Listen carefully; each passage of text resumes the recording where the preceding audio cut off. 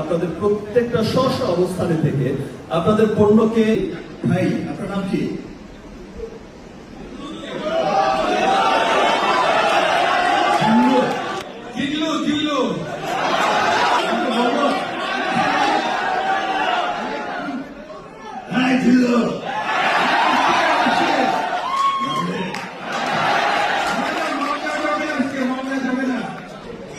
দেখেন সিনেমা তো জিল্লু পেলাম, এখানে এসে ভাইয়ের নাম পাল্টে উনিও জিল্লু পেলাম।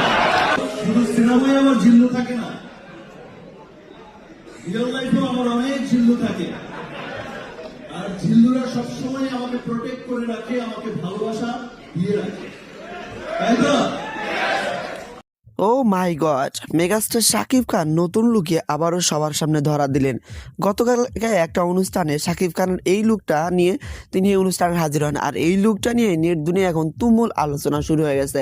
মেগাস্টার শাকিব খান যত দিন যাচ্ছে তত যেন সুদর্শন হয়ে যাচ্ছে। তিনি যত দিন যাচ্ছে যেন ভিন্ন ভিন্ন লুকে সবার সামনে তাকে প্রেজেন্টেশন করার চেষ্টা করতেছেন। তিনি এক এক সময় এক এক লুকে ধরা দেন।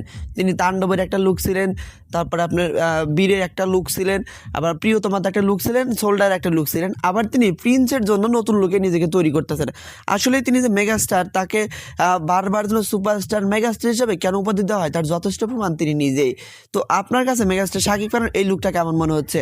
আর আপনি মেগাস্টার শাকিব খানের যে সিনেমাগুলো দেখেছেন সেই সিনেমাগুলো আপনার কাছে কেমন লাগে অবশ্যই কমেন্ট করে জানাতে ভুলবেন না।